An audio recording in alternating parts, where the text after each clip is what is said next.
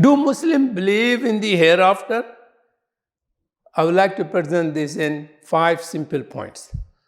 Allah is just and manifests His justice. That we have to understand that. He established a system of accountability. Those who do good will be rewarded, and those who do wrong will be punished accordingly. Thus, Allah has created heaven and hell. There are admission criteria for both. Both means heaven and hell.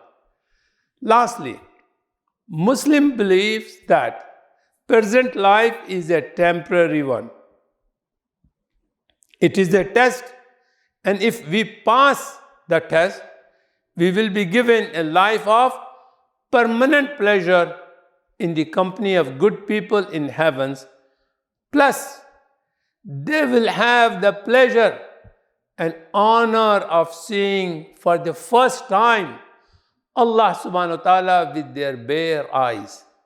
That will be the most beautiful thing they have ever seen. Thank you.